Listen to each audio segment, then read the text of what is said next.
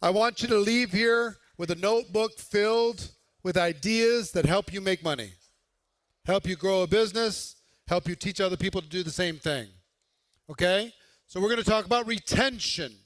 And before we do, I want to show you something. You'll learn more about this tomorrow.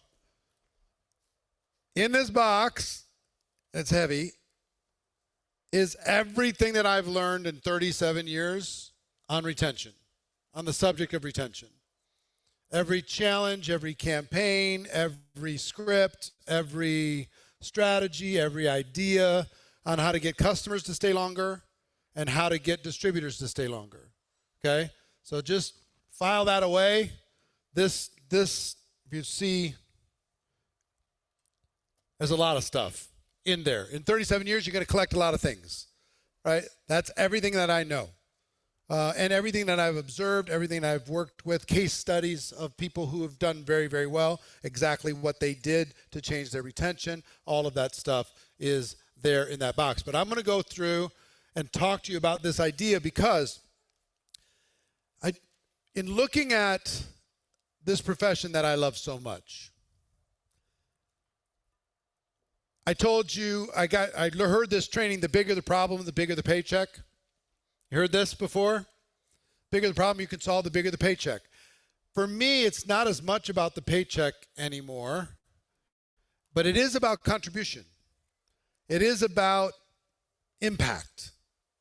So the bigger the problem we are able to solve, the bigger the impact we can have as a group.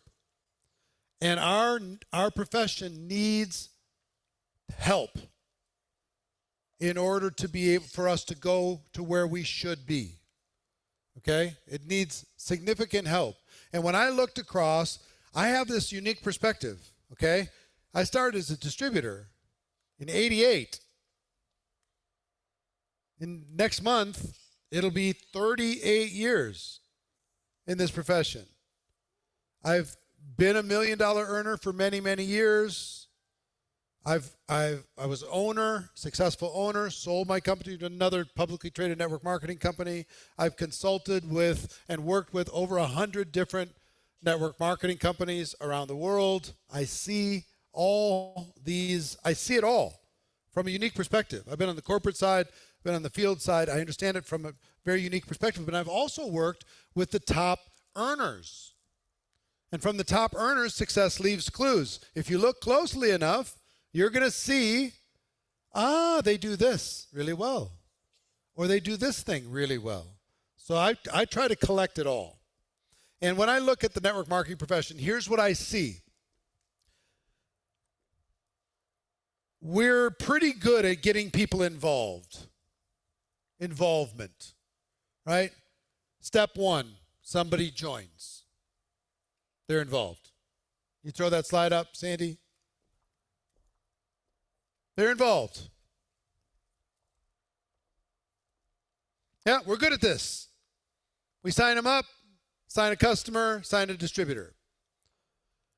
Next step, what do you think the next step is? Just to see if you can guess. Get them to be involved longer. Seriously. Dead serious.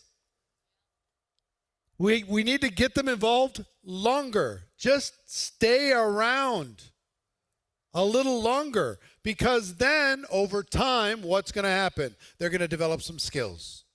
Eventually. If they hang around long enough, they're going to develop some skills. And some of them are going to become leaders. Not everybody, but some will. Okay? So we got to go from involvement to long-term involvement to skills to leadership. And what are we looking for in this progression?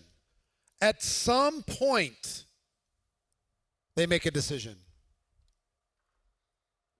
There's the day they joined, and then the day they decided to become a professional. They were going to go to the top. How many of you be honest, there's no shame in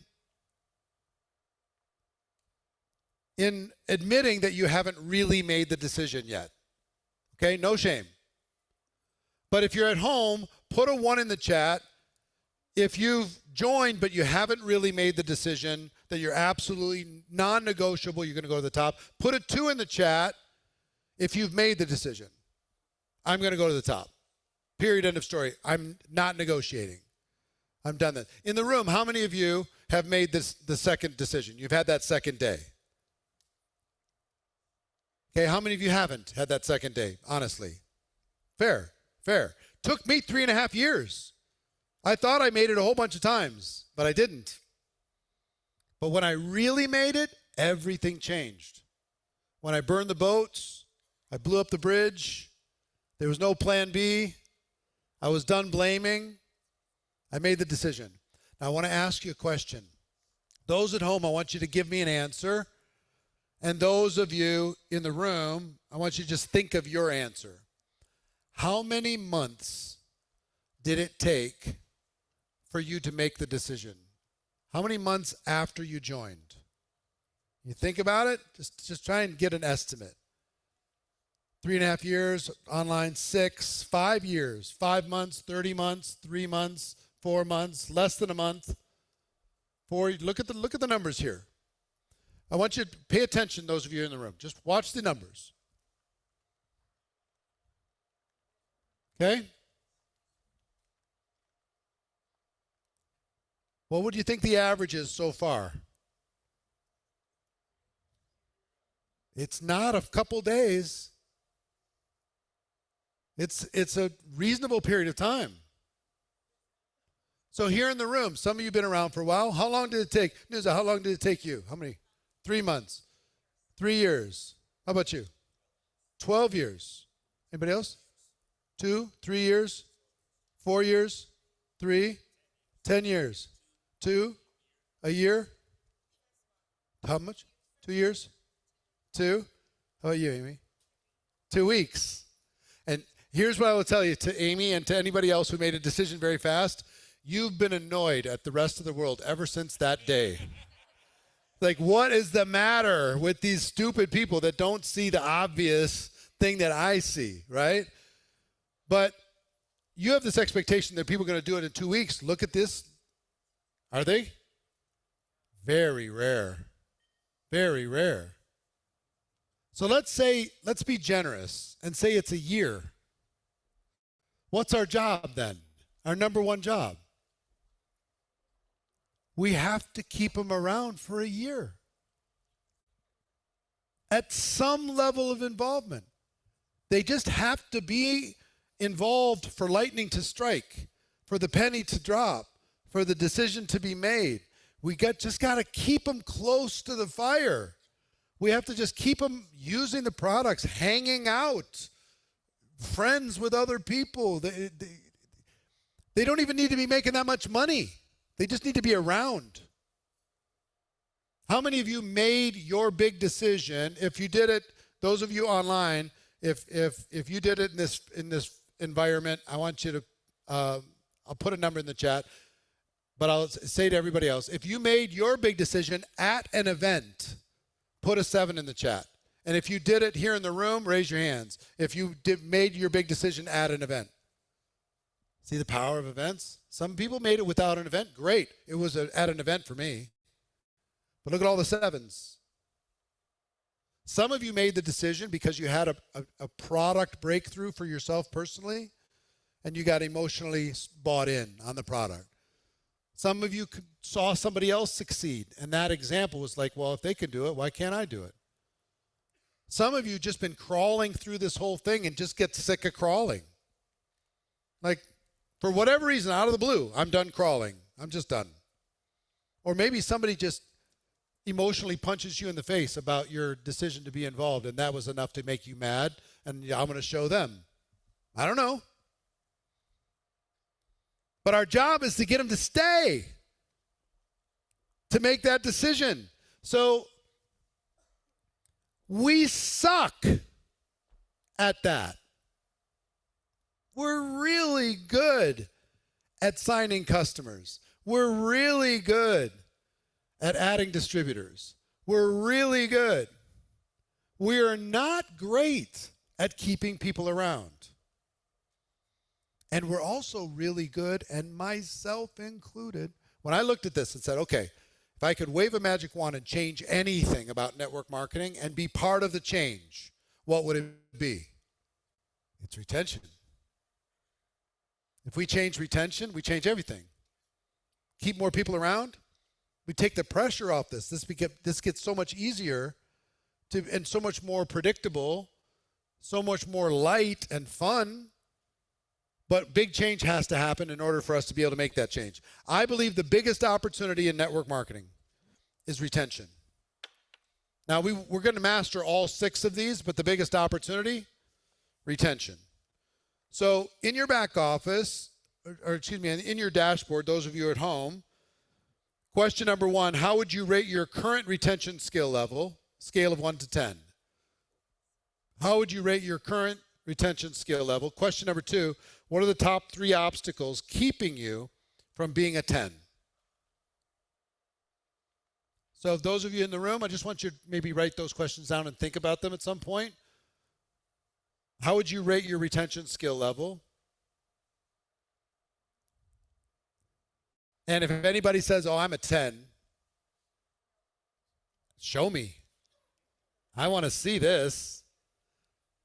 Oh, but I only have 4 people, but I kept them around. Well, come on. We got to add some numbers to this.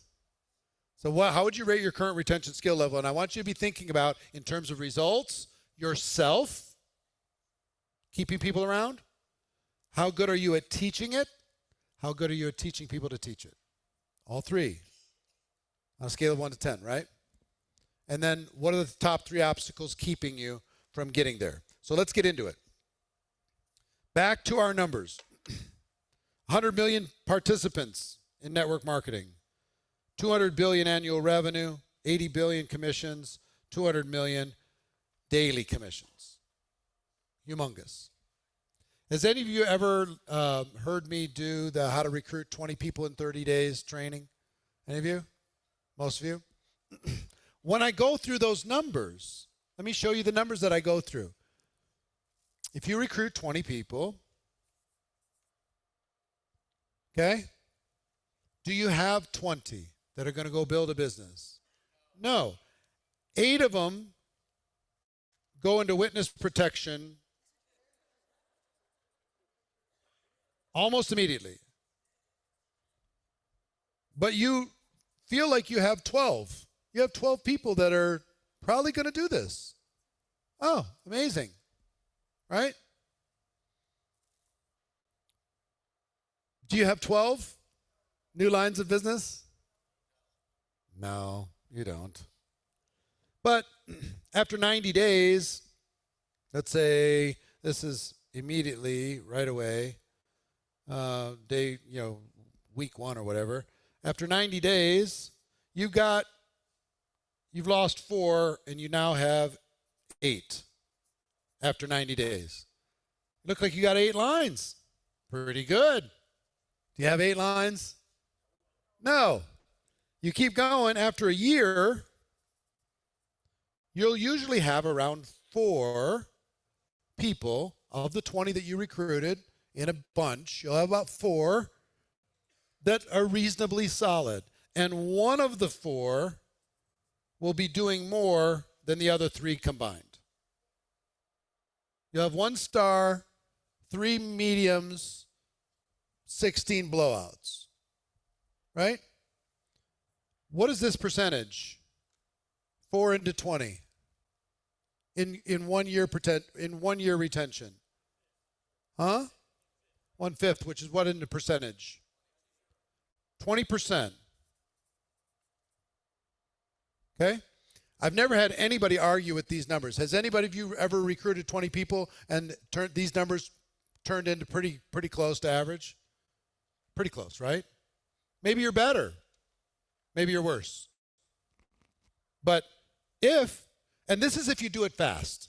If you recruit 20 people over 20 weeks, you're going to get a lower number. If you recruit 20 people in 30 days, you can expect generally to boil it down to like 4 people, one of them being a star, and the other 3 have the potential of maybe doing something. Okay? And do you really have 4? If you go 5 years, it'll be 2, like 10%. Okay, so what does that mean? 80% churn in year 1. 80%. 20% retention. So let me show you a mind-numbing statistic. Out of approximately 100 million participants in network marketing, about 80% of them quit every year. Every 80 million people quit every year. And when I say quit, they don't storm out and send a letter of resignation and say, take me out of your database.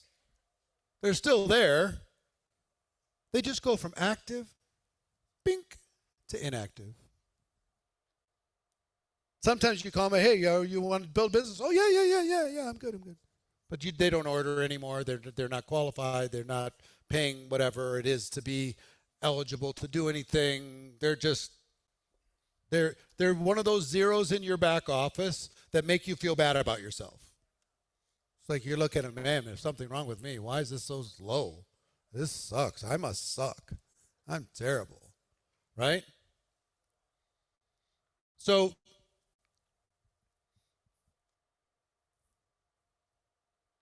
this number, and guess what a lot of people recycle. They quit one, but they don't quit network marketing. They go join another one. Then they do that for 15 minutes. And then they go join another one. They do that one for half an hour. They go join another one over and over and over again. Sometimes it takes a while to find your home. I get it. I'd love it if you found one. It was a company that could last, you could believe in. You dig your heels in and decide you're going to be a long-term player. Fantastic. Wonderful. Doesn't always happen that way, but if it did, that would be optimal. Sometimes we're just not very good at making decisions. As far as, we joined a company that wasn't going to be here for long-term. You're going to have retention. You need to have a company that can support retention, right? The company needs to stay around. Not all the companies will. So, 80%. So,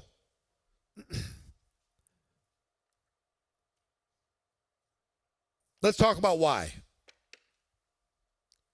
Why do they go from active to inactive? Why do people quit? Because if we understand that, then we can, one is I want to raise your awareness here. This is not a problem. This is an opportunity. We already have flow. We have people coming into our organizations. We're just not really good at guiding them through the process so they can have a better experience and they stay around longer. This is a fixable thing. You can start fixing this immediately. 2026, your numbers can be completely different. It's not something that has to go out of your control. You can actually control this. Okay, so let's talk about why. Number one is the low price of entry. I talked about this already. If somebody comes in for $100 or $200, it's like taking the family to dinner and a movie. There's just not that much commitment. And when there's not that much commitment and it's hard, they go, oh, I'm going to go do something else. Remember all those doors? You got another door they could walk through. They didn't have the gift of desperation like me. So when there's a low price of entry and there's resistance, it's easy for a person to just go inactive. It's just flipping a little switch. It's not a big thing. Huge when you add quantity to it in your organization, but it's not a big individual thing, right? Number two, most people don't finish anything. Just human nature. Most people who buy a book don't finish the book. How many books have you bought that are unfinished in your home? A lot of them, right? Now, if you're a finisher, I've got half a dozen books that I'm partly into. It's like, It depends on my mood, but I'll continue to go on whichever one I'm going to read. So most people don't finish. So when you add that to low price of entry, it's a deadly combination. Take a flaky person giving it a shot, add low price of entry, it's easy to walk away. Next, fear in all its forms. They join with hopes and dreams, and fear shows up. Fear of being embarrassed, fear of not knowing all the answers, fear of rejection, fear of the unknown. So when you add fear to a low price of entry, it's easier for people to quit than to stay and face the fear. A lot of our job is fear management and getting people to face their fears more consistently and frequently. The gift of desperation will help you with that. If you don't have the gift of desperation, you're already prestigious in your world. Fear of losing that prestige, fear of losing that social esteem from people that you respect, that will cause a lot of people to walk away. They just get one little criticism. It's just one little comment. Really? You joined network marketing? That's all it took. That one comment, they didn't even say nothing. They just went inactive. I'm not going to have that conversation again. I can't afford to lose my reputation. We think people are thinking way more about us than they're actually thinking about us. But fear is a big one. And then next one is low or no skills. What's the skill set of the people in your organization? What's the skill set of somebody who's been involved in your business for 60 days? Low. Do they know what to do? Not really. They know what to say? Not really. Do they have to figure this out? Not really. So you add that to low price of entry. This is a cocktail for, of course. Of course our retention isn't where it needs to be. But here's where the biggest part is. The biggest one, you add these things, of course, but the biggest one is this. Expectations. This is on us. This is a self-inflicted wound. We have 20% retention because we sell it improperly. And we don't have to. This is fixable, right? We can help people understand low price of entry means you have the access to get involved, but that doesn't mean you should have an expectation to make a lot of money unless you put an investment of your energy in instead of your cash. For time. Think about the expectation of a person who starts a traditional small business. How many of you have started a traditional small business that was a substantive effort? Any of you outside of network marketing? What was your expectation to get to break even? How long to break even on your business? I'm sorry? 5 years? 3 years? 2 years? 4 years? Anybody else? 3 years? 5 years? 2 years? This is normal. In network marketing, if they're not making money in 90 days, it's the end of the world. They haven't given that much time, but they've given this tiny investment too, right? But we set the expectation, come on in, because guess what? Building a network marketing business is easy. So, those of you at home, put a 1 in the chat if you think building a network marketing business is easy. Put a 2 in the chat if it's hard. Those of you in the room, raise your hand if it's easy. Raise your hand if it's hard. It's hard. It's not just work, it's work. This might be one of the hardest entrepreneurial endeavors I've ever been a part of. Well, it is for sure. For me, but for a lot of other people. This is emotional. This is personal. This will push you. This will challenge you. This will demand of you in every possible direction. So look at all the 2s. Kim says it's simple. Let's talk about that in a second. Because we're in love with our phrases. We love our phrases. It's not easy, but it's simple. So let's talk about hard, easy for a second. We all just acknowledge it's hard. The next time you sit with a prospect, what impression do you give them? Hard or easy? Be honest. Easy. The impression you give is easy. It is not hard. You're afraid to tell them the truth. You sugarcoat it. You minimize the hard. You minimize the effort. You're the opposite of that Marine saying, I don't know if you're made for this. You're like, oh, you can do it, and I'll help you, and you just plug into the system, and you don't have to do anything, and it's only $100, and easy, easy, easy, easy, easy, easy, easy, easy, easy. They get involved. They try it for 2 weeks. They go, this isn't easy. And because their expectation is not met, then they leave. And by leave, they turn inactive. So let's talk about simple. We love our phrases, our rhymey little things. We got little rhymey things. So simple. All right. Let's play a game. Put a 1 in the chat, those of you at home, if it's simple. Put a 2 in the chat if it can be complicated. Be honest.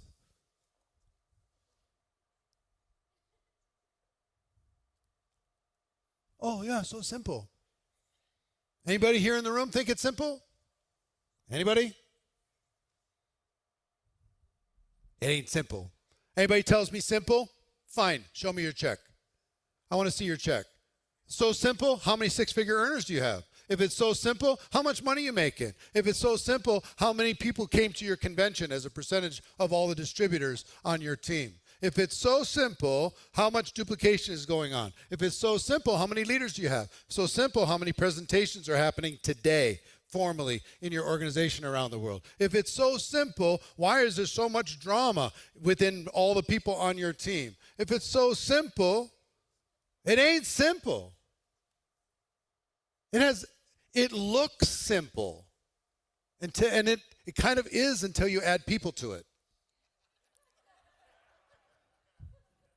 On paper, it just goes off the chart, off the page. But when you add people, okay. So it's hard and it's complicated. Oh, that's a different conversation. Huh. If you have that conversation with people, which is more credible? It's challenging. There's a lot to figure out, but it's worth it. Or it's easy and it's simple. Come on. We're in love with this stuff. We know it's not, and then we turn around and we sell a completely different thing. We tell people the product sells itself. We tell people everybody wins. And the reason why people leave, here's the number one reason, and I've polled the world. You know what the number one reason why people go inactive? They thought it would be easier. That's it. They thought it would be easier.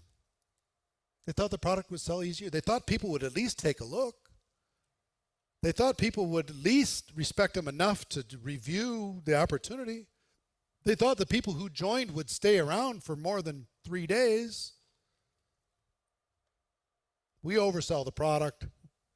We oversell the opportunity. We oversell simplicity. We oversell duplication. We tell people, we talk about time freedom and financial freedom. But here's the thing. You don't get to have any time freedom and financial freedom for quite a while. And some of you still don't have it. You have a job. You have an income. You have a self-employed situation where you're making money from your effort. Pull you out, you don't really have a business. Many of you don't have a business. You have an income, which is great. Congratulations. I'm happy you have a network marketing income. I want you to have a business. And here's how you judge. Because some of you have a Some of you have an income, some of you have a business. Some of you have a business that is not dependent on you at all. Some of you have a business that is dependent on you. And what I mean by that is your personality, your force of your personality, your strength, your power, your charisma, your leadership, your vision. Everybody's following you, Pied Piper, right? Jesse Lee Ward. Everybody's like, go, go, go, go, go. Then Jesse Lee leaves us. What happens? Oh, okay. So here's what I want to ask you. It's a little formula. Like if I was coaching you one-on-one, here's what I want to know.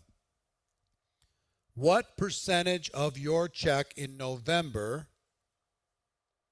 came from your team completely on their own, not counting you? If I pulled you out and you moved to Mars and you were out of touch, out of reach, and you're on Mars for a year, you're gone, disconnected. What percentage of your check would come from your team? Those of you at home, what percent come from your team? Not from you, just from your team. 80%, wonderful. 50%, 75%, 55%. Yeah, what did you say, 80? Yeah, after 12 years, 80. 25? Anybody else? 25? How about you? What percentage of your income last month came from your team? 50. 70? Anybody? 99. Do we have any 99? How many 99s do we have? Looking around. These are keep your hands up. These are the businesses, not just the incomes, right? 99, that's the goal. I want to get you all to 99. Now, where your productivity, your sales, your recruiting is just kind of an example to the team, it's not necessary. You don't need it to make money, right? Some of it's you holding the team together, so the income might, if you really pulled you out, you might lose. Even you 99s, if you took 2 months off and you did not talk to a single person, your 99 would drop. Or your income would drop. It'd still be 99, but your income would drop because part of that is your charisma, your leadership. You know what I mean? You're necessary in that case. But what I want to do is take you, if you're a 0, and show you how to get to 99. And then you might fluctuate from 99 to 70 to 99 to 70, and you kind of go through that in different phases of your career. And if you think through your career, you've probably been through that up and down several times in that phrase. Or you might have gone, some of you had a company blow up on you and you went to 0 and you had to start all the way over. Some of you lost half of your team. Your check went to 50% of your check and you had to rebuild it, and the rebuild was all you. And the team did what it did, but you had to rebuild what you lost. Fine. But I want you to just think about the value of this, okay? Now,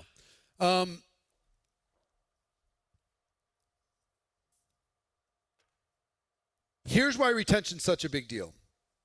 And it's not, one, we have to get people to stay long enough to make a decision. We all agree on that, right? If we say it's an average of a person taking a year or so to make a decision, we got to get them to hang around for a year. They don't need to make any money. They're just using the product. They're showing up on a Zoom, coming to an event, make a little bit here and there. We just need to keep them around. Maybe the community, maybe friendships. I will give you a bunch of strategies that you can use in order to be able to increase retention, okay? Let's say you are in a small town of 1,000 people, okay?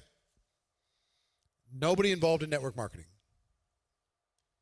And, well, let's just take the 400 people in this room that are here in person. And you all live in a small town. And what's your name, sir? Huh? George. I got George. George decides to join a network marketing company. And he goes, and what's your name, sir? Ray. George goes to Ray and says, Ray, I got this product. Let me tell you how unbelievable it is. And he oversells the product. Okay? George and Ray, yes? And he says, you should join as a distributor too. We can go all the other people in town and we can tell them about this amazing product. So George goes to Ray, and then they talk to these first 2 rows. And everybody joins because they think there's a great opportunity. And they oversell them. There's a low price of entry. They tell them it's easy. They tell them it's simple. Everybody's winning. Product sells itself. Okay? And now 80% of these people go inactive within 90 days. Okay? So let's say there's 20, we got 4, 8, 10, 12, 14, 16, 18 people. Out of this town of 400 have joined this company. Anybody ever live in a small town? How long is it going to take for everybody in the town to know that 18 people joined this company? 5 minutes. And especially if they're making crazy claims. Oh, did you hear? These guys. Now, let's say 4 of them stay, 14 of them go inactive. How do the 14 inactive impact the rest of the town? How many do you think they would impact negatively? Maybe not all, but 100 at least. 100 have been damaged from people who joined for 5 minutes with false expectations, and now there's another 80 that won't even look. Okay? Now, what if instead you properly sold the product and everybody raved about the product? The product over-delivered so tremendously well that everybody's like, you say what you want. This product's unreal. I love this product. You know, I'm going to keep buying this product. I don't even care if there's an opportunity. This product's amazing. You know, I didn't want to sell, but I'm using the product. Then you're still okay in the town because people are going to hear about, well, why is that product so good? You're still using that product? Oh, what's the results? Oh, look, you look better. What are you doing different? Well, I told you I started taking this product. You know, Ray hooked me up on this product. I love it. Right? So if the product delivers to the customer over time, the reputation of that organization is going to be fine. But we oversell the product. Would you agree? Especially brand new people. Oversell the product, maybe sell too much, people end up with too much, and then when they quit, do they take responsibility? These 14 take responsibility? No, they say this thing doesn't work. George and Ray hooked me up on this thing. I lost $100. This feels stupid, right? Now, Tina on the other side of town joined another network marketing company. And she starts talking to a few friends who talk to a few friends. She's in health and wellness, and they're in some service. And now she gets 20 people to join. 14 of them go inactive. Infect the next 100. Right? Now everybody's talking about everything in this town. Everybody's like, did you see Tina? She's in business. Wow. Small towns can be brutal. My grandfather lived in a very small town in Nebraska, and he ran a cafe, the one cafe in town. There was a cafe and there's the bowling alley. And he ran the cafe, and he got super annoyed at the farmers because he would give farmers unlimited coffee for a nickel, 5 cents for a coffee. And they'd sit all day in his cafeteria and drink coffee and get refills and wouldn't buy any food. They'd bring their own lunches and have a 5-cent coffee all day. And he finally decided he was going to raise it to 10 cents. The whole town boycotted the cafe. They all went to the bowling alley for 10 cents. Now, take 14 people that spent $100. It might as well be $100,000 infected in town. Now take another person that's joined a third company.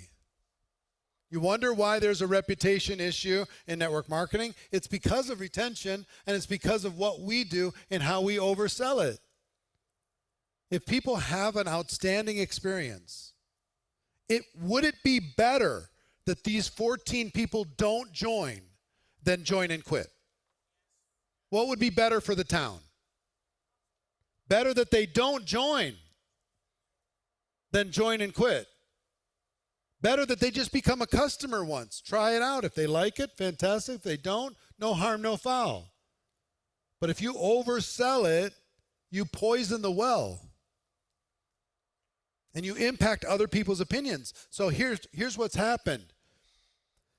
There's now, 7 billion people in the world. How many of them have heard a story about somebody who joined for 15 minutes and it didn't work out? If you wonder why people are giving you resistance, you've got to be like that Marine a little bit. And don't sell quite as hard. I'm not saying don't recruit. Obviously recruit. Obviously sell.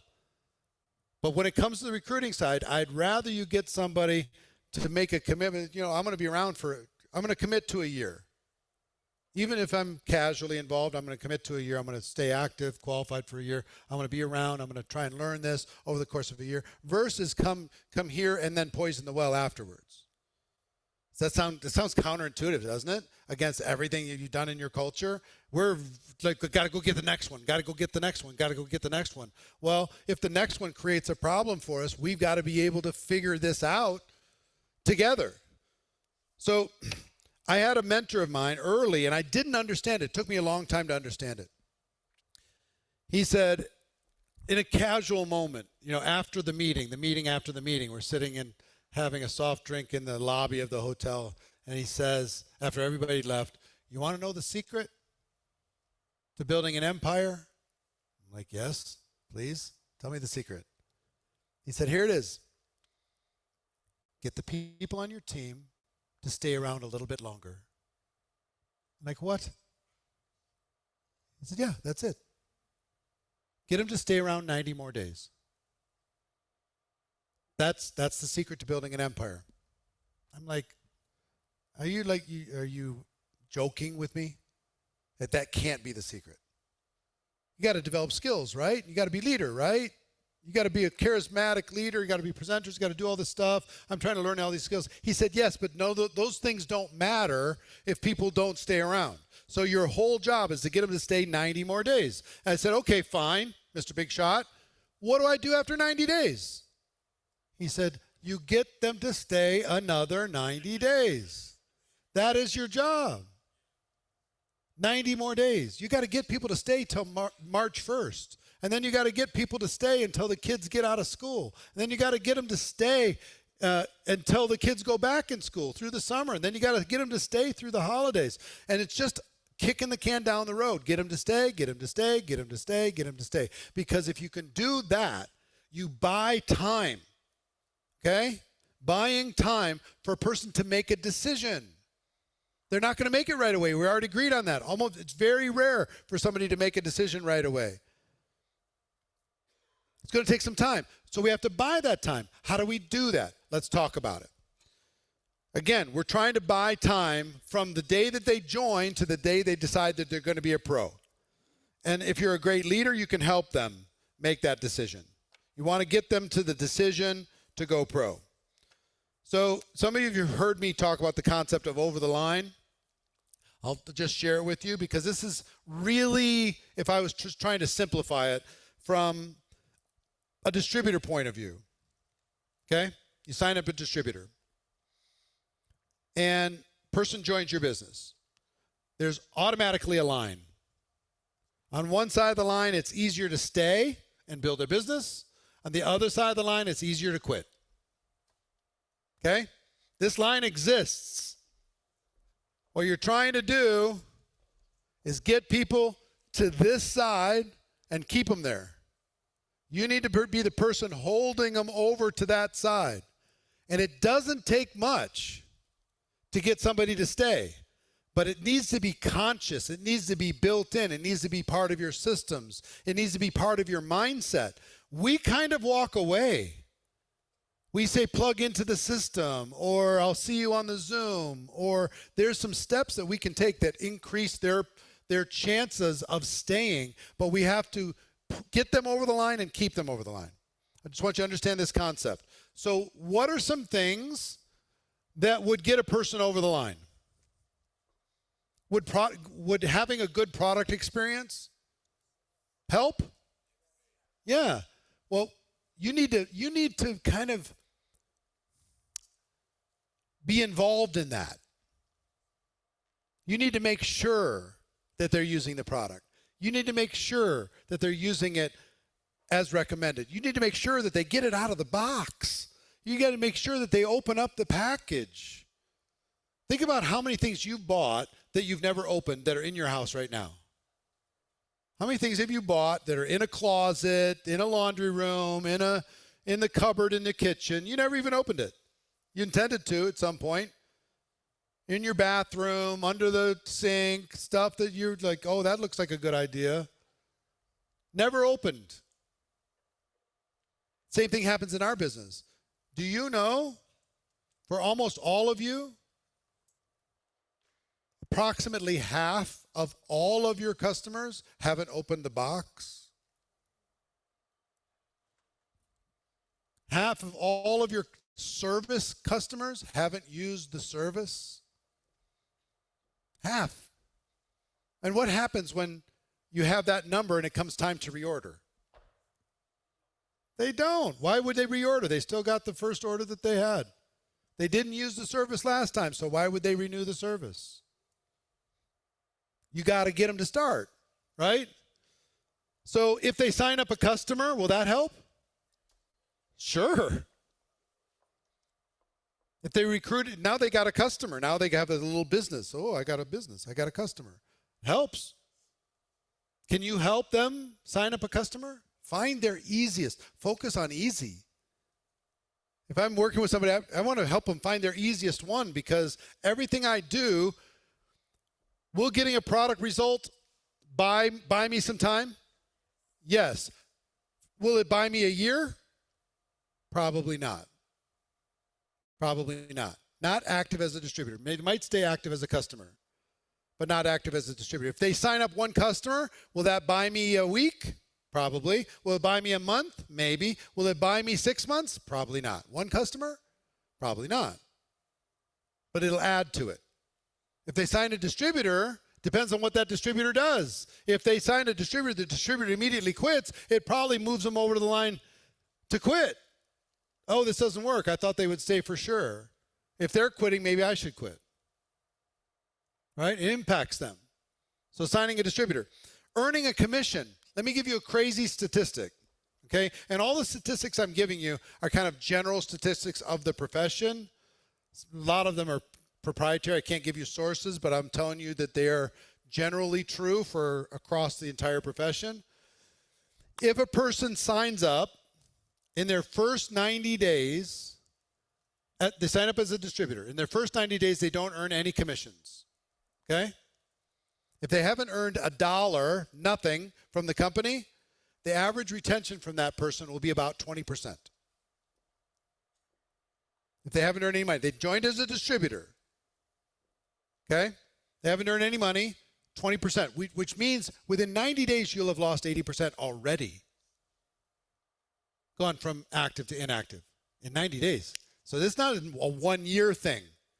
It's a 90-day thing. Okay? However, if they earn just $1 from your company, $1 in their first 90 days, retention goes from 20% to 74%.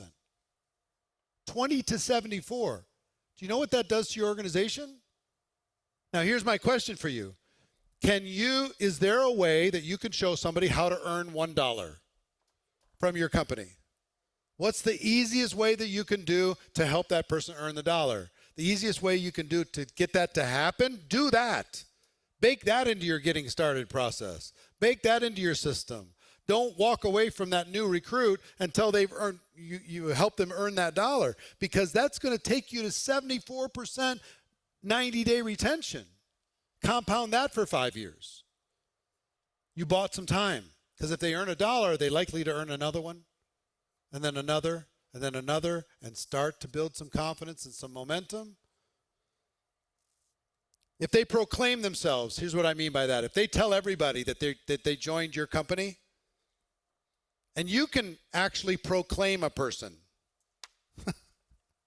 So for them, if I talk to Rachel and she joins my business, and I'm like, congratulations, Rachel, I'm really excited for you. She said, yeah, I'm excited too. I said,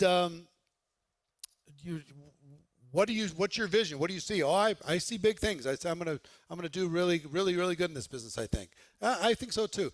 Is it okay if I post on social that you joined the team and you're gonna do some big things? She says, yeah, sure. I can now say, hey, I want to introduce you to Rachel, and she says she's going to go to the top. I totally believe that she's going to go to the top. I tag her. I take her best photo from her profile. I tag her. Now her entire world sees that she joined my company. Will that buy me some time? Not forever, but I'm just trying to get a week here, 2 weeks there, 3 weeks here, something. But if now her world is blowing her up, hey, you joined this company, really? Now she's out there, and she gave me permission to do it. If I ask her to do it on her own, she probably won't. Not right away, but I can. I say, hey, let's just jump on Zoom real quick, and let me just ask you 5 questions as to why you joined. 1, 2, 3, 4, 5. Make a little 5-minute video, and I post that on social. Here's 5 reasons why Rachel joined this business. Now, all the people that come from leads from that, I just created a tool that she can send out to her friends that tells the story easier than she could. See what I mean? So how many of these things can you bake in? So making friends. If I introduce you to somebody else in the business and you become friends, having a friend will buy you time for sure.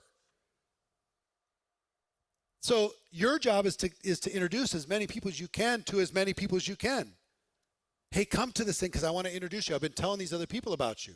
Setting up little chats and little group talks and people getting together socially and coffee and let's have lunch and let's talk about our strategy for December. Oh, okay. And now they're hanging around with other positive people.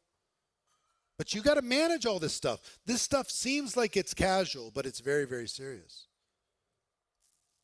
Getting them connected so they know where to get questions answered. Success stories will help. Did success stories help you? Hearing other people succeed with your company and your products and your business, it helped you. Well, if you tell more success stories, it's going to help them. And again, we're trying to push this line, get people over the line. Getting recognized, recognition. Did you know you can recognize people just for joining? You can recognize people for attending their first event, their first Zoom.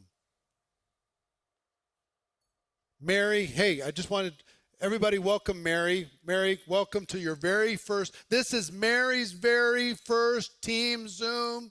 Everybody put some love in the chat for Mary. And Mary's like, oh, wow. Hi, everybody. Oh, nice to meet you. Mary's now attended 3 Zooms, everybody. This is her first in-person event. I introduced her around to everybody. Guess what? She achieved this. Guess what? She got this product result. Guess what? She signed her first customer. Guess what? She got her first commission check for Mary. Remember your first check? Show her some love for getting her first check. She made her first rank advancement. She registered for the convention. You could recognize her for every tiny little thing. She made a list. It doesn't take much. People don't get that much love out in the marketplace or much recognition. They really don't. Hot market support. If they get support from their close friends and family, you can show them how to do that. Team support. They get plugged in and realize that there's a lot of things that they can do and they can access. Company support. Connected to all the different tools and events and systems, trainings. If they get educated, will that help? If they get educated about your product and feel more and more proud about it. If they get educated, if they start to develop some skills, skills are so big. And for me, my first skill that I learned was how to tell my story. And that was really emphasized when I joined, learning how to tell your story in like less than 2 minutes. I learned how to tell my story. And just that. But I went from not knowing what to say when I talked to a prospect to just immediately saying, can I tell you my story? And they say, sure. And I tell my story in 2 minutes, and it opened up all the rapport and everything else got easier. Okay. Attending events, huge contests or trips, rank advancements. Overall, if their expectations were met or exceeded, they're likely to stay. You could add to this list. This is just a sample list. But if you do these things, right, this is going to buy you time. You got to push on it. You got to lean on it. If they start coming this way, which is natural, this is gravity goes this way. You got to whoa. Reconnect them, do something, help them get a result. You're just trying to buy another 90 days, another 90 days, another 90 days, another 90 days. Now what's on the other side that makes it easier to quit? The opposite of all these things. No results, no customers, no distributors, no commissions. They didn't tell anybody, no friends, no connection, no stories, no recognition, no support, no events, no belief, no skills. And which one is more likely left to its own? The easier to quit. It's more likely. The easier to stay, it needs to be intentional. You've got to take charge of this. If you don't take charge of this, you can expect to have low retention, high churn, and this revolving door that makes things very, very difficult. I want you to understand your involvement is magical. Your involvement as a leader. Because again, what are we trying to do? You need to learn this, because whatever your retention is going to tend to duplicate, right? Probably at a lower level than even what you achieve. So you've got to become amazing. How high can you get your first year retention for a new distributor? Right now, on average, across the profession, it's about 20%. I don't know what your number is, but it's about 20%. Yours to 40, can you get yours to 60? Once you make this list, what are the things that work best in your company in order to be able to get the best retention? Could you get it to 80? Could you get it to 90? Could you you guys have done a lot of innovation when it comes to selling and recruiting. You have brought almost zero innovation when it comes to retention. Have you even really mapped it out? Probably not. This needs to be intentional. Will you close this gap? I just want to tell you how much pressure you take off your business. It is just enormous, the pressure that you take off. But you need to be involved, okay? You need to bring your wisdom, your innovation, and you need to really pay attention to what works. And here's what I'll tell you about over the line. The line never fully goes away. It doesn't go away. It stays there for your career. If somebody gets to your core rank and they're making $300 a month, okay? Is that going to keep them for 5 years? What if they stay at that rank? Now, they might stay active, okay? That doesn't mean they're building. Let that sink in for a moment. They might stay active because they're getting a check. That doesn't mean they're building. What we want to do is grow the number of builders, not the number of check earners. Those aren't the people who are growing your business. They're just collecting a check. So many. How many people? And you'd be frightened. How many people are just check collectors in your team versus actively working to build your business. So what I want you to pay attention to is we need to increase the duration of involvement for people who aren't getting a check until they do, but we need to increase the activity of the people who are getting a check. So they're actively engaged in growing instead of just collecting. They're like, no, I'm active. I got my business. I'm good. Well, you're not going to grow anything with that. You got a bunch of people just sitting there. So some of you wonder, why? Why do I only have 4% of my team come to the company convention? Why? So confusing. Well, because 4% of my active team, that's all that comes. Well, they're not active builders. They're active earners. It's your job to convert them into active builders. You see what I'm saying? There's a million strategies in there. In that box, there's 50 different strategies, challenges, campaigns, case studies, ways to take inventory of your team, figure out how to reactivate, how to re-inspire, how to plant a bigger vision, how to encourage them. Some of them just get tired of building because they're dealing with the retention thing as well. So they just say, I'm tired of replacing. They get 10 people on their team, they lose 8. They add another 10, they lose 8. They add another 10, they lose 8. And they're like, can I ever slow down? Yeah, you have to increase retention in order to be able to do that. Then you can slow down. Until then, you just have a job. Replace. So you know, and you can tell very, very easily. You go through your back office, take a look at the activity of their personal productivity in your back office of your earners. That'll tell you how many you actually have that you can work with as builders. We want to grow that number. Okay? Smaller than you think, but they're very, very powerful. These are the people that are creating the $200 billion in sales. Okay? The rest are kind of, tax collectors, kind of. You want to buy time for people to just stay longer. Let's talk about customer retention. Customer retention. Customer retention is a different game. Distributor retention is important. The reason why I want to spend a little bit of time on distributor retention is because you can actively, you can change the results of this very fast. Very, very fast. Now, some of you are going to be tempted to try and go back and change every person that's ever joined your business back to day one.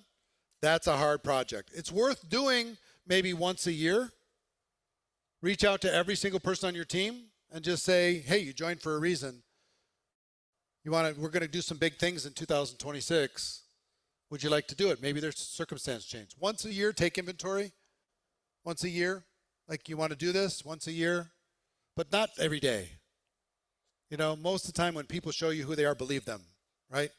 Other times you can improve, and small improvements, big, big results. So let's talk about customer retention. Here's this game's about. Increasing the average revenue per customer. And I would encourage you to ask your company for this reporting on a personal distributorship level. What is your average revenue per customer? Lifetime revenue. So what does it cost? What does the average person spend on your product in an order? $100. Okay. So what I would want to know, what is the average for your team of the total amount that a customer pays? Is it $300? Is it $500? Is it $700? Is it $1,000? This number is far lower than you'd like to admit. On average, it's like 2.5 orders. 2.5. Not 20. Lifetime. 2.5. Most people order once, and then we kind of leave them alone. We don't help that second order. and then that third order, and then that fourth order. Why? Because we didn't really onboard them effectively. So our job is, let's say your number is, your average lifetime revenue per customer is $500, let's say, okay? And 500 would be a good, healthy number, I think, if you take a look at network marketing as a whole, $500. That means for every customer that joins, you can count on average, $500 happening over the course of their lifetime, which means there's going to be a start, there's going to be a middle, and there's going to be a time that they stop. Because customer retention is true in every business. Netflix loses 2% of its entire customer base every month. 2%. Stop subscribing to Netflix. Okay? They spend $44 billion a year to support that product. You know what they bring in revenue? $40 billion. They spend $44 billion. Great business, huh? They lose 2% every single month. So I don't know what your number is, what you're going to lose, but it's going to be a number. Theirs is at $15 a month, not $100. If Netflix was $100 a month, what do you think their drop-off would be on a monthly basis? Higher than 2%, yes? Quite a bit higher than 2%. Might be 10 every month. But now they have a machine that markets and sells more than they're losing, like many of you do. You've got a machine to be able to bring in more customers. You know, there's some people, you're going to hear from one in about 20 minutes, that's going to show you his customer auto ship numbers just grow up and to the right.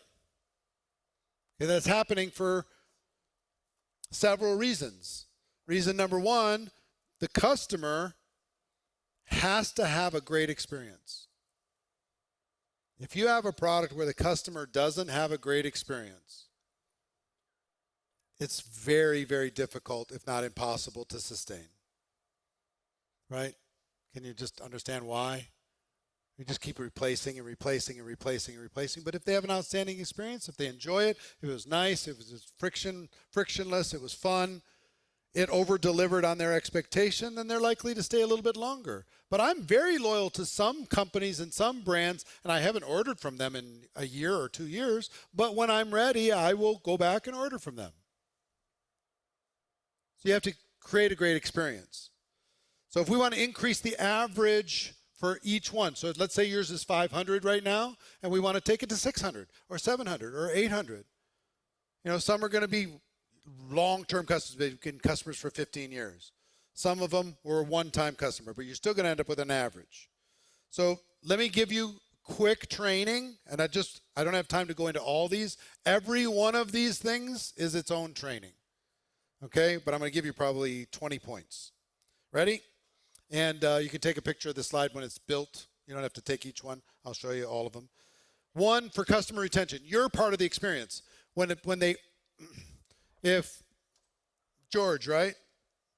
If George sells a product in this small town, if George brings extra value in that sale, in other words, he's a coach, he's a consultant, he's a friend to that person, if he brings value to that product offering, that makes it nicer and cleaner and something different than what he can order online or at some big box store.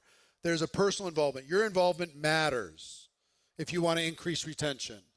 Create a product experience. Create a service experience, not just a sale.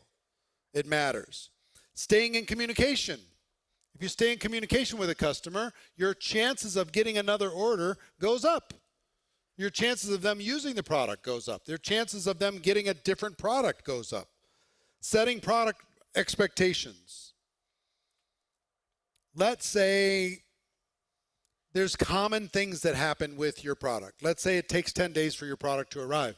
You need to tell them it's going to take 10 days. Let's say some people experience bloating and cramping or something from some gastrointestinal product. Well, you got to explain that to people. And if that happens, do this. And it's only 5% of the time it happens, but if it happens, here's the solution to it. Tell them before it happens, right? Tell them about the taste. Tell them about, the service. If some of you are in service businesses, and you might be able to compare your service to some other service that's available on the internet. You might want to set the expectation that we don't always win on price. Not 100% of the time, but we win most of the time. And these other things that we do plus me gives you a net benefit. Instead of them having the expectation, you told me I was going to always have a better price, and this was one proof that I didn't. And they're spending time trying to find this proof to prove you wrong. Eliminating friction. Anytime you can take away friction. If you, as part of the solution, some of you, most of you, have online ordering experiences that are reasonably awful for the customer. Too many clicks, too many steps, too confusing. It's kind of built for distributors, not really built for customers. This is common. It's everywhere. But I would just encourage you to take charge. If yours is not frictionless and super clean, take charge and say, let me help you. Build a shopping cart. Send it to them. And I mean, walk them through the process. Let me help you with that. Let me take care of that. Let me just do it for you right now. Give me your credit card. I'll enter it for you right now. Take away friction. Anytime you can take away friction, you'll get another order. You need to become their VIP concierge in addition. Now, this all adds up. It might seem annoying. This is like the company should be doing this. This is kind of a customer service thing.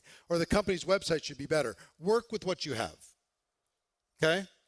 But take charge of it, because you're trying to impact the average revenue per customer.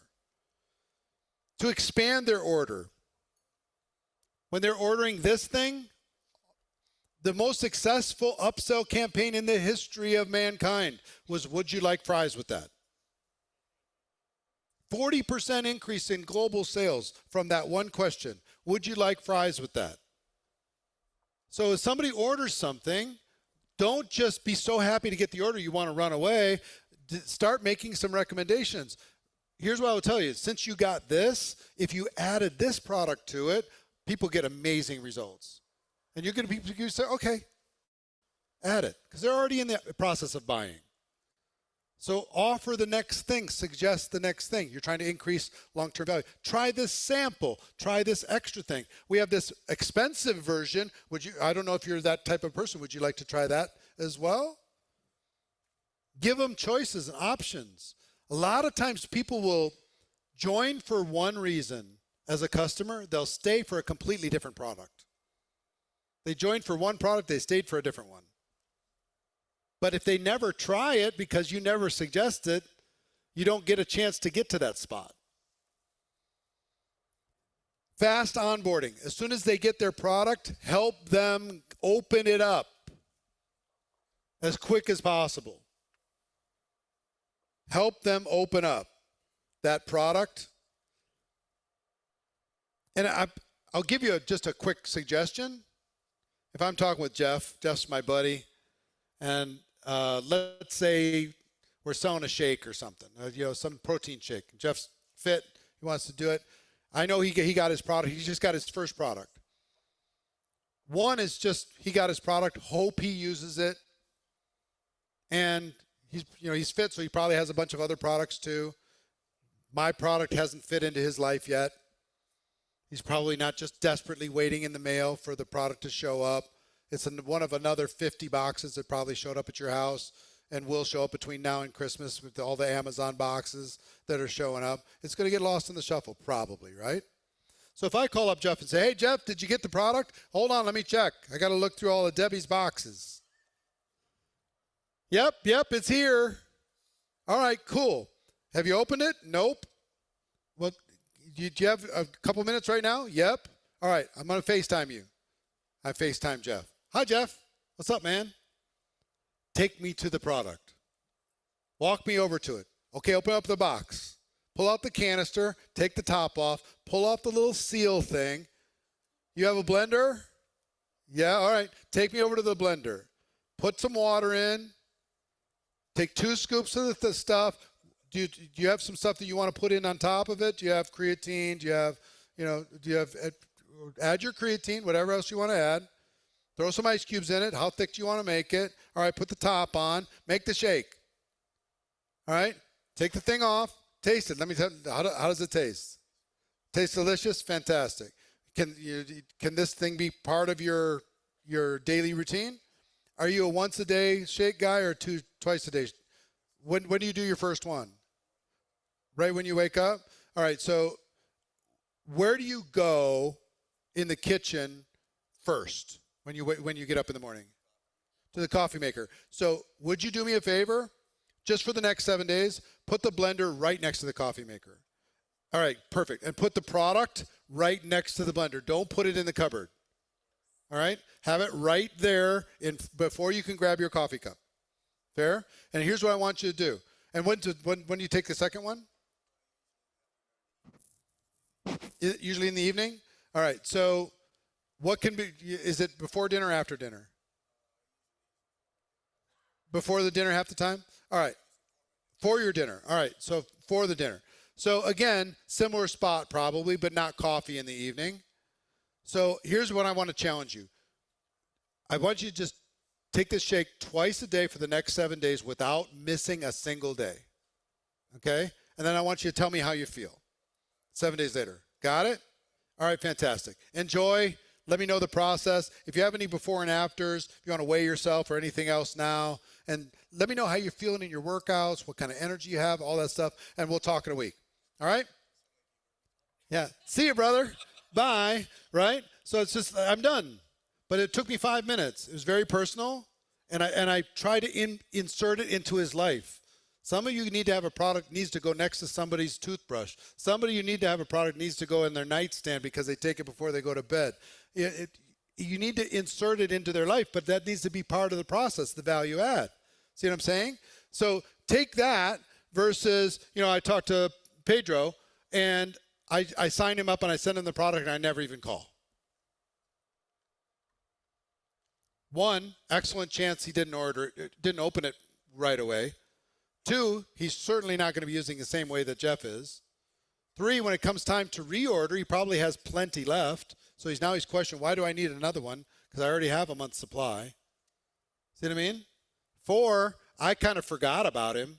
So he feels a little abandoned. You promised all this, you were really nice when you were signing me up and then you just disappeared. See what I mean? Little things, big results. So fast onboarding, creating their aha moment. So where they go, wow, this product's amazing. Where they'll start talking about it to their friends. Challenging them.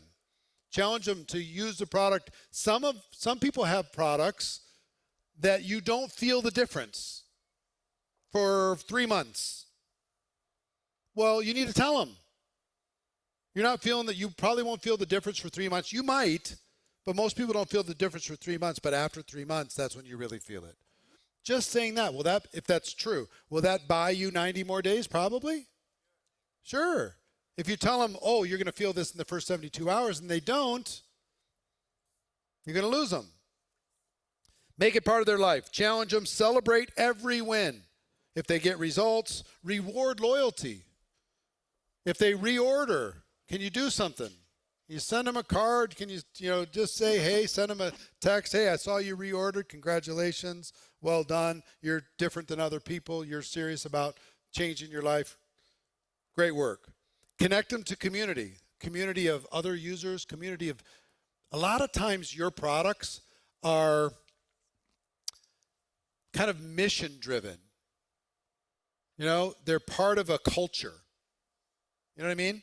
Like you're this type of a person or you're that type of a person. And the product users themselves are part of the community. Like Apple does some genius things. Like, have you ever done a group text and there's one person in the group text that's an Android person? So annoying. Turns the whole chat from blue to green. Can't share photos the same. I have one of my brothers. I want to kick him out of it every single time. Like, will you please?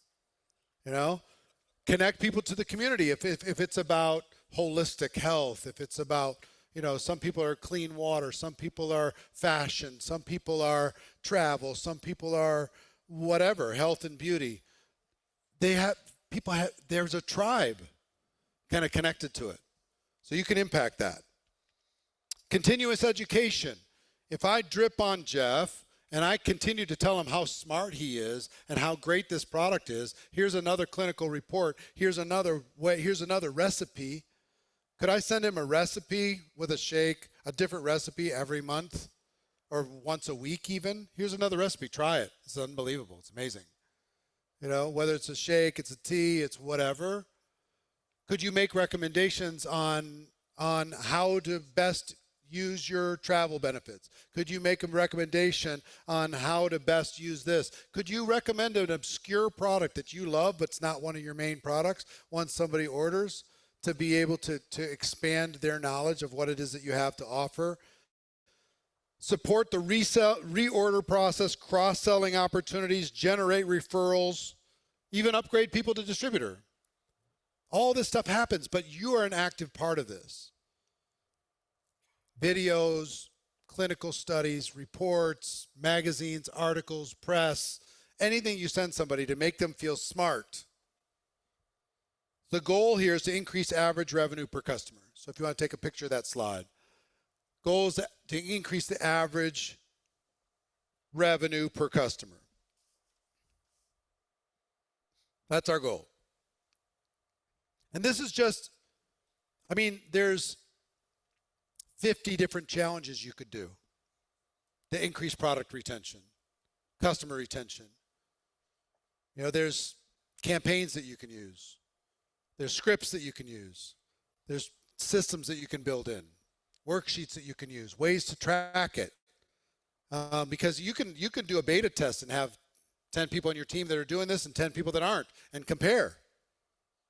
See what's the results between the two. This one has an average customer revenue of 900. The people without it have 300. Wow, that's a big difference over time. Can you take a 300 and turn it into 900? You really can. Build it into their life. Might not even be monthly. They might order, you know, this stuff that I don't order. Like some of you guys in the fragrance business, you know, I'm a 1 fragrance a year guy, maybe 2. But I'm a good buyer. I'll buy the expensive stuff. I know what I like. I'm willing to try different things. You know, so it doesn't have to be like every month in order for it to be a good customer. It just needs to stay connected. So we are excellent at justifying bad retention. We're so good at it. I've trained justifications on bad retention. Some will, some won't, so what? That's what we say. Some will, some won't, so what? We just let those 16 out of 20 walk away without even a fight. We don't even put up a fight. You need to fight to get them to stay. Fight for them until they can understand it. You got to get to that decision. That's the biggest thing. Make up in numbers what you lack in skill. Just keep bringing in more and more. Eventually something will stick. Hey, I'm guilty of all of these. Don't send your ducks to Eagle School. It's an old Jim Rohn one. Good people aren't developed, they're found. That's what we used to say.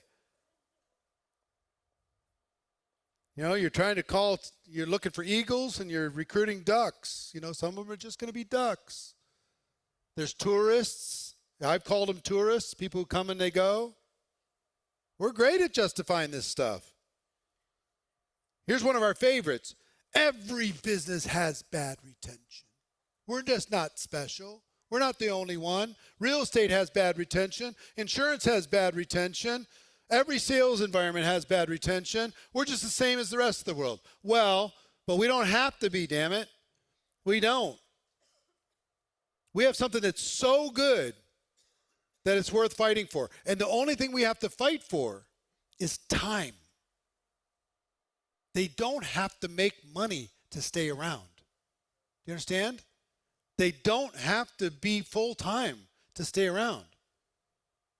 We can buy time just to be in the community, part of the mission, part of the vision, part of the culture, part of the tribe, part of the friends, part of the positive environment, having good results themselves, being connected and just being grateful for the relationship with the person. Do you have somebody that sells you something in your life that you just smile because they're kind of part of your life? When you need something about in their category, you know that they're going to take care of you? That's what we need to be. We solve this, guess what? Skills. We buy time for people to get skilled. We buy time for people to become leaders. We buy time for people to become presenters. We buy time for people to earn more and more and more. Maybe go part-time, maybe go full-time, maybe come back. They started, they stopped, and start again. So let me show you the difference in numbers. If you have 20% year one retention, assume 100 people per year join the team. Check this out. You start with 100 on your team. In year one, 20% stay. So just follow this chart under the 100. In year one, 20% stay. And approximately 60%. Once they stay for year one, about 60% of that group will stay for year two. And about 60% of that group will stay for year three. Okay, general numbers. So 100 turns into 20, turns into 12, turns into 7. So in year one, you've got 20. After year one, you added 100, you've got 120. After year two, you have 12 plus 20 plus another new 100, you have 132. Year three, you have 7 plus 12 plus 20 plus 100, total of 139. Is this making sense? So you have essentially what? 6%, 7% growth year over year? Something like that? Not outrageous, not crazy. Sometimes we add more than we lose, but this is with 20%. Let's see what happens if we we just change year one from 20% to 40%. Is that a reasonable goal? This one was 139. You ended up after year three. If you turn the 20% into 40%, you go from, what was it? What was the bottom? 139? So you go from 139 to 178 just by increasing, instead of 2 out of 10 staying, 4 out of 10 staying around. They don't have to have a high level of success, just active. Just 4 out of 10. So you got 178 instead of 139. Take a look at if you take year one as 60%, which is doable. Every one of you can do this. If you do it and teach people to teach it, you now have 218. You have, which would you like, 139 or 218? 218, obviously. Now, some of you are living under an illusion that your retention is fine because your check's going up. Okay? Some of you have been around long enough to have experienced a few of these peak seasons. So my retention's fine because my customers are going up. Well, don't get it twisted. Most of you are still experiencing the same retention, but you're in a growth period. You had 100 this year, you added 200 next year, you added 400 the year after that. The same retention's underneath all of it, but it looks like growth. Or you got people who blew out and didn't have success with another company and they came to your company, right? So you have some acquisition of leadership and growth and skills and all that stuff, and that masks it too. But really, I'm asking you to look underneath the hood to see what your numbers are, because if you have 100 this year, then 200, and then 400 growing, and you close the gap in retention, you build not only a great reputation within all the cities and countries that you're in, but you build predictable, comfortable growth, month over month income that continues to grow. You know what I've found people are happiest in network marketing? When this month is just a little better than last month. It doesn't need to be a lot better, just better. If it was $100, next month was $120, the month after that was $140, Fine. You know, if it was 1,000, the next month was 1,400. Okay. Month after that was 1,900. All right. But if it goes 2,000 down to 500, everybody's like, oh, all bets are off. I'm not happy now anymore. So understanding these numbers is going to make a difference for you. One more thing. Let me show you that involvement chart again. Our goal is to start with involvement, turn it into long-term involvement, buy time to develop skills, buy time to develop leaders, and the ultimate goal is to build a business that lasts, that you can count on, okay? This gap is so big that small differences will make huge results. A 5% increase in your retention will result in about a 25% increase in your check. Just 5% increase in retention. Take it from 20 to 25 and compound that for the next 5 years, change everything. Little tiny things, and you can actually control all this. So back to our six skill sets. We talked about retention first. We're going to be walking through the rest. But I want you to be thinking about all this because we're going to go deep. Like I say, in there, I'll let you know more about that later. But inside that box, every single thing I know about retention, every case study, everything, I'll let you know how to be able to get access to that tomorrow. But we have a gentleman who's number one with his company. Company's growing very, very successfully. He has incredible retention and long-term, very predictable. He's going to come out and he's going to share with you how he achieved it, how it feels to have great retention within an organization, and what that means for the stability and growth for an overall business, okay?